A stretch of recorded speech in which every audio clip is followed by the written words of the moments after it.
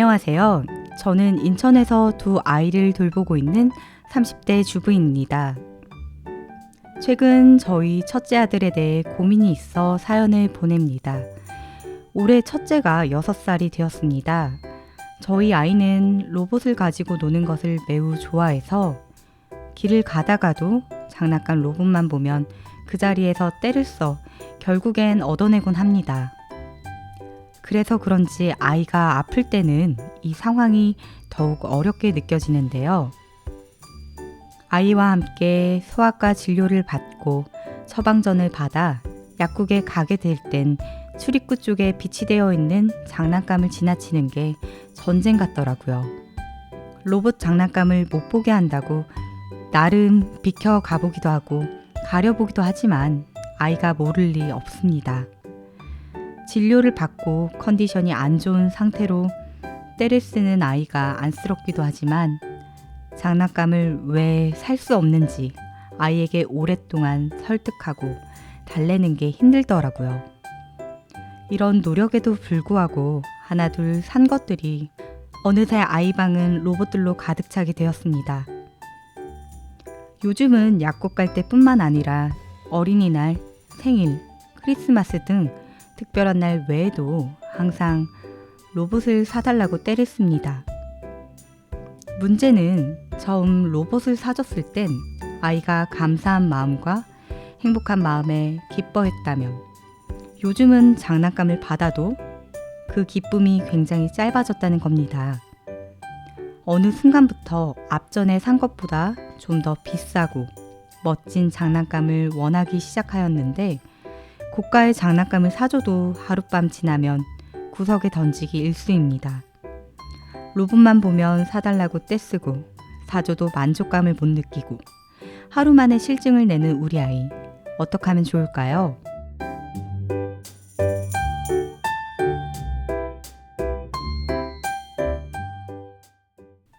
네, 사연 속 고민 잘 들었습니다. 그럼 오늘도 강사님과 함께 이야기를 나눠보는 시간을 가지겠습니다. 강사님.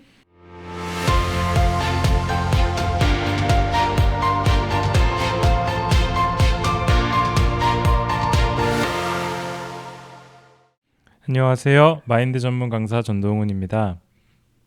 저도 아이를 키우고 있는 사람으로서 많은 공감이 되는 사연인데요. 저희 아이도 약국 데려갈 때마다 장난감 사달라고 해서 곤란했던 적이 많았습니다. 사실 아이들을 키우는 부모라면 자식들이 원하는 것을 다 해주고 싶은 마음이 굴뚝 같겠지만 사실 여러 현실적인 조건 때문에 아이들이 원하는 것을 들어주기 어려울 때도 있죠. 사실 아이들이 원하는 것을 다 해준다고 해서 아이들이 그만큼 행복한 것도 아닙니다. 오히려 아이들이 원하는 것을 들어주는 것이 아이에게 해로울 수도 있습니다. 사실 한국이 저희 부모님 세대에 비해 굉장히 풍요로워졌잖아요. 그래서 아이들이 원하는 것을 대부분 들어줄 수 있고 사줄 수 있고요. 아이들이 원한다면 뭐든 들어주려고 하죠. 대부분 더 좋은 것들로 채워주려는 분위기인 것 같아요. 그런데 아이가 원하는 것들을 들어주는 게 아이에게 해로울 수 있을까요? 네, 한국의 부모님들은 아이에게 갖고 싶은 장난감을 마음껏 사줄 수 있을 정도로 경제력이 올라갔습니다.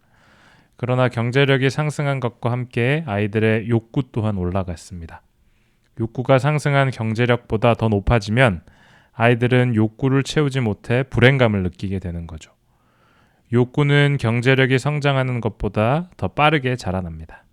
앞서 들은 사연에서도 아이가 장난감을 시들하게 여기는 시간이 점점 빨라져서 이젠 새 장난감을 산 기쁨이 하루도 채 가지 않는다고 했잖아요. 처음 아이에게 장난감을 사주면 정말 기뻐합니다. 아빠 감사합니다, 엄마 감사합니다 라고 고마운 마음도 갖습니다. 하지만 이러한 일이 반복되고 장난감이 많아지면서 비슷한 레벨의 장난감을 가졌을 때 상대적으로 예전보다 감사함과 기쁨은 점점 작아집니다.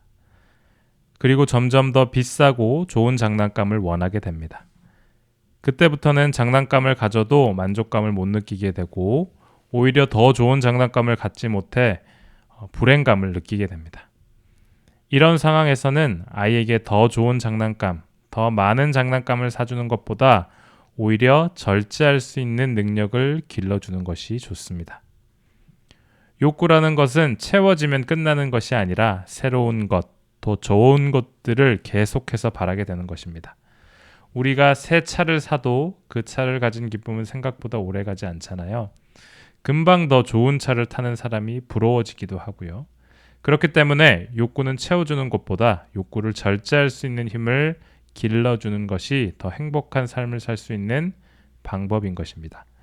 이러한 맥락에서 보았을 때 우리가 원하는 것을 얼마나 가지냐, 형편이 얼마나 나아졌느냐가 우리의 행복을 결정하는 요소가 아니라 욕구를 얼마나 절제할 수 있느냐가 더 중요하다는 것을 알 수 있습니다.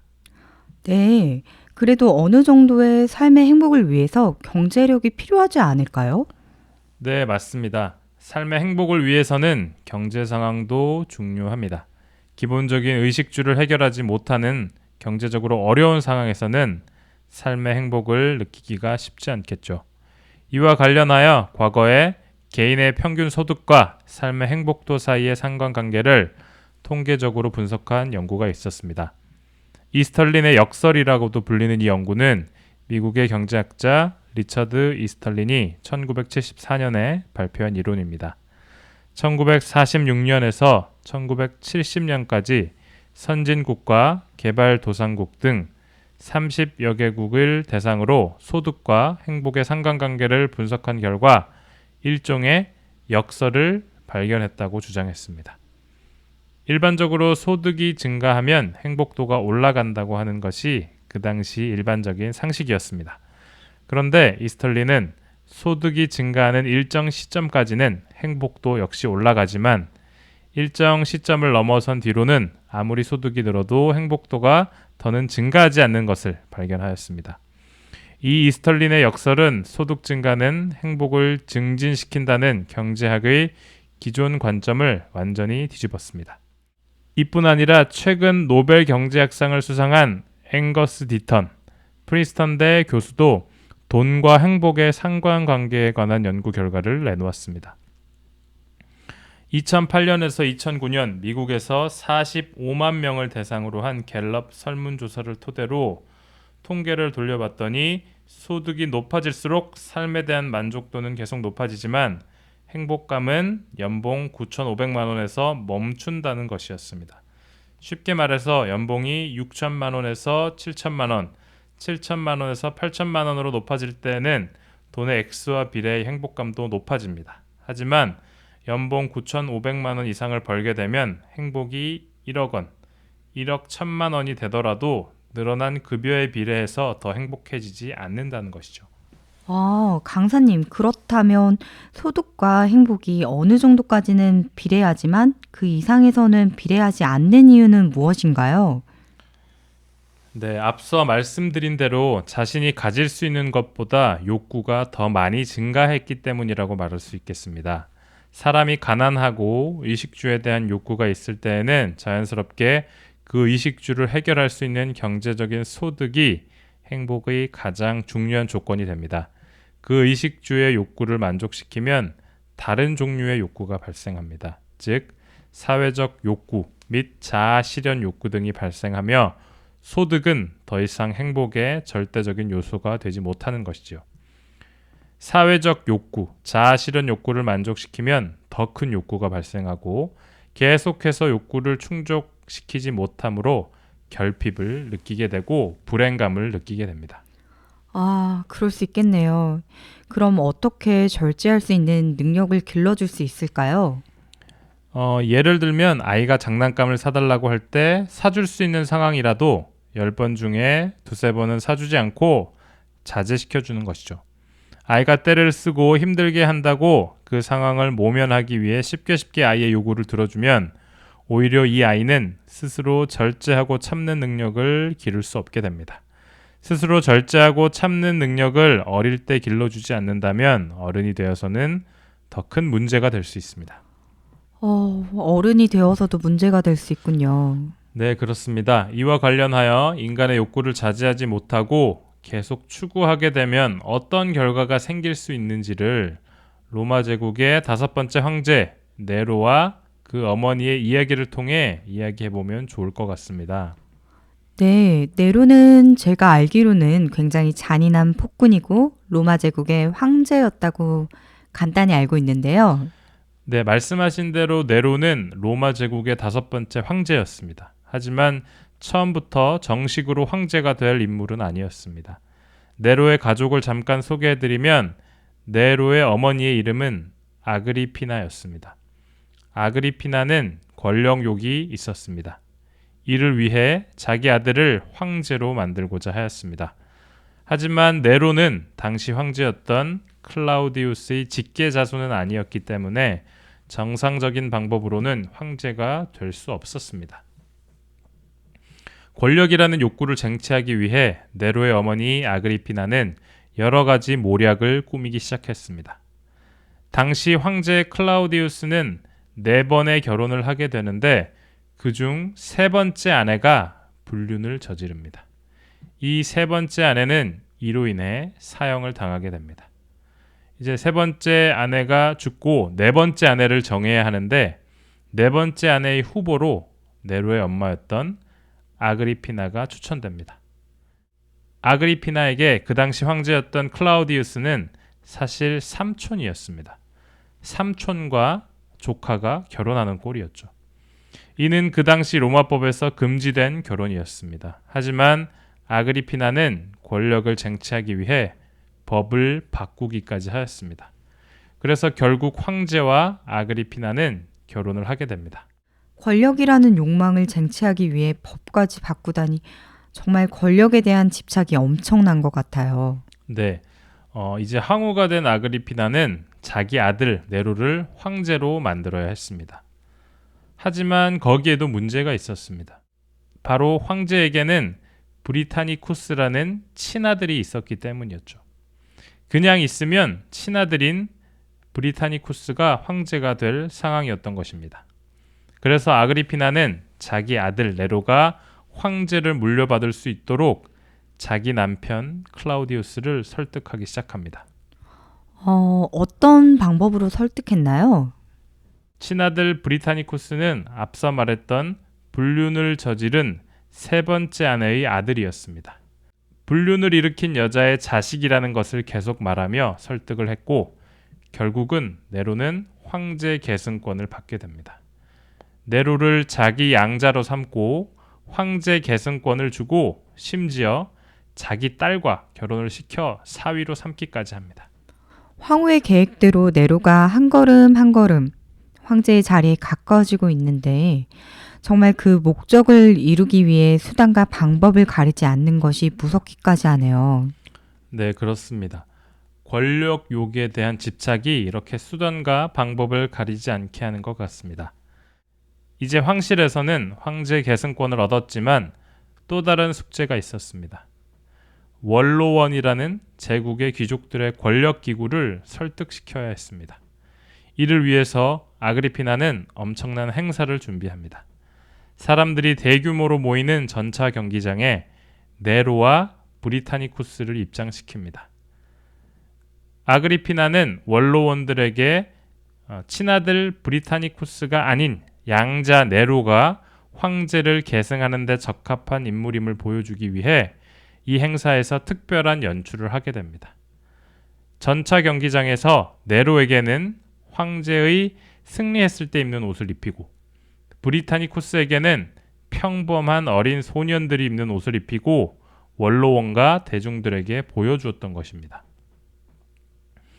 황제는 이 모습을 지켜보며 자기 아내 아그리피나가 자기 아들 네로를 황제로 삼고자 하는 권력욕이 있다는 것을 알아챘고 자기 자신도 위협감을 느끼게 됩니다. 이로 인해 둘 사이는 갈등이 생기게 됩니다. 더 이상 자기 아들 네로가 황제가 되게 하는 일을 지체하면 안 되겠다는 생각이 든 아그리피나는 결국 현 황제를 죽이기로 결심합니다. 자기 아들을 황제로 만들기 위해서 결국은 살인까지 결심하네요. 어떤 방법으로 황제를 죽였을까요? 대놓고 황제를 죽이진 못했을 텐데요. 네, 대놓고 황제를 죽일 수 없었기 때문에 아그리피나는 독을 이용합니다. 그 당시 황제가 좋아하는 요리인 버섯 요리에 독을 탄 것이죠. 하지만 이 계획은 실패하게 됩니다. 황제는 해당 요리를 먹고 속이 좋지 않았습니다. 그 당시 속이 좋지 않았을 때 행했던 치료법 중에 억지로 구토를 함으로써 독이 체내에 흡수되는 것을 막는 방법이 있었습니다. 아, 그러면 황제는 음식에 넣은 독을 토해냈기 때문에 독을 섭취하지 않을 수 있었겠네요.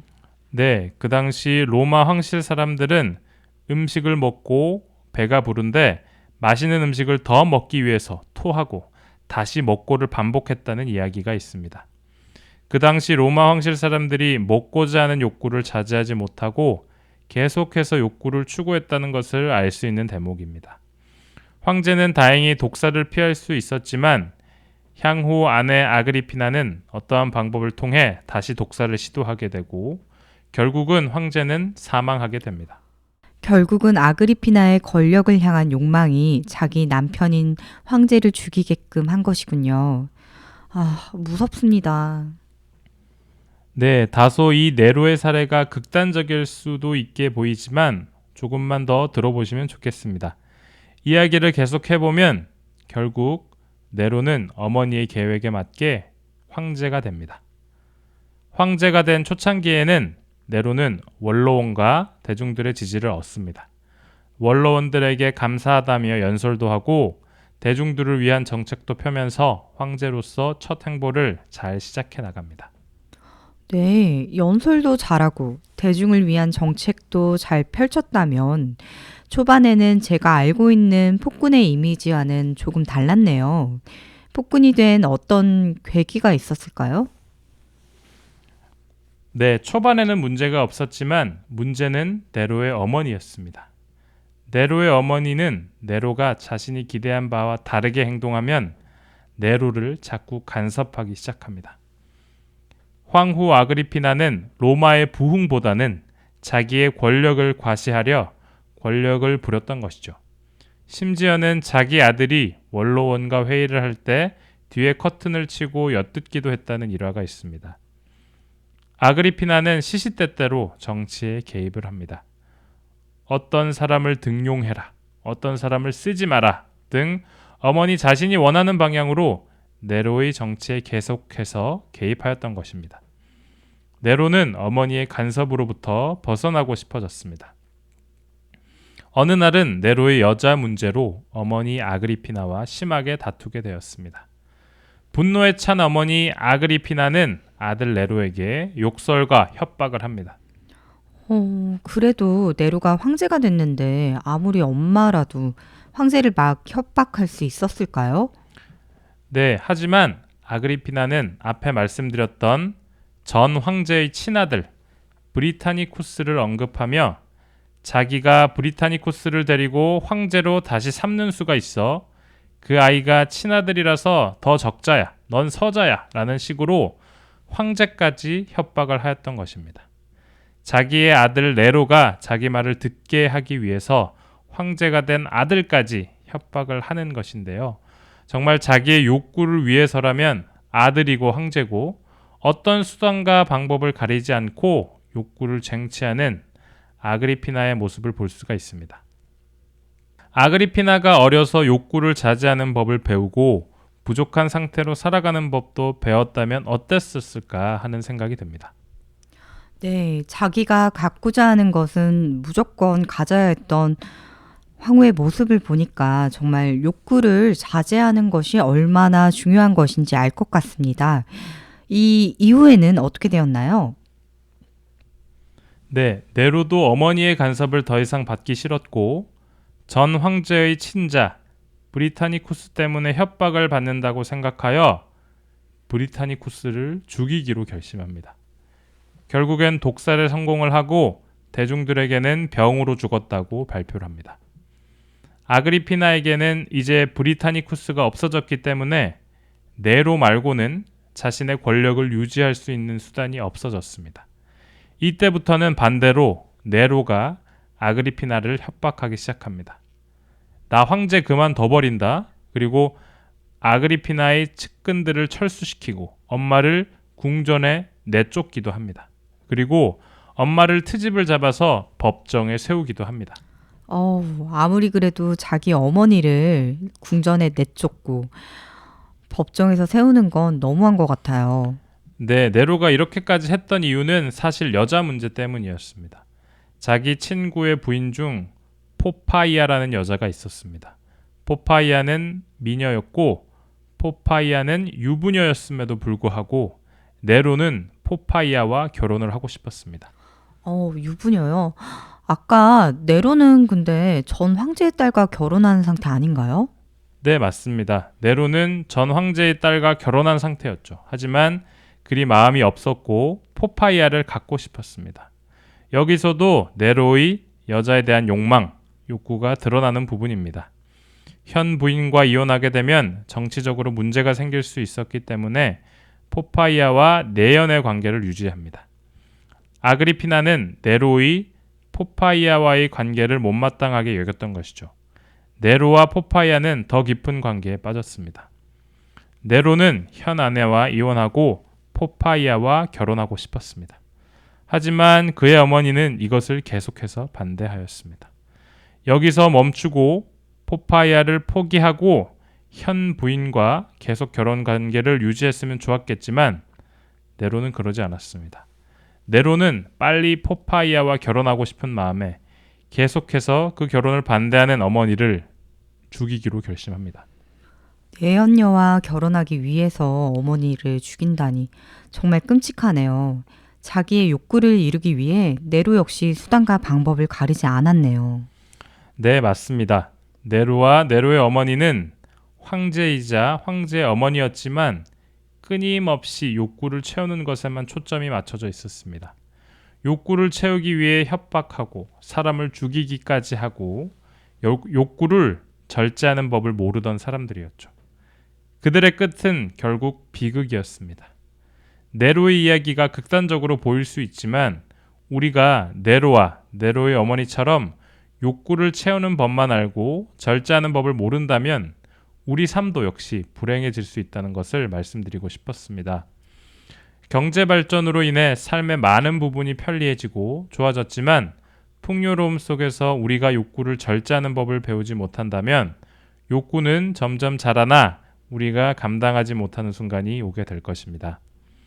우리의 아이들이 불행감을 가지고 살지 않도록 아이의 욕구를 들어주는 것에 힘을 쓰기보다 자제력을 길러주는 것에 힘을 쓰시길 바라겠습니다. 또한 우리가 지금 불행감을 느끼는 것이 내가 많은 것을 갖지 못해서가 아니라 욕구를 절제할 수가 없어서가 아닌지 한번 생각해보는 시간을 가져보셔도 좋을 것 같습니다. 오늘 강연은 여기까지입니다.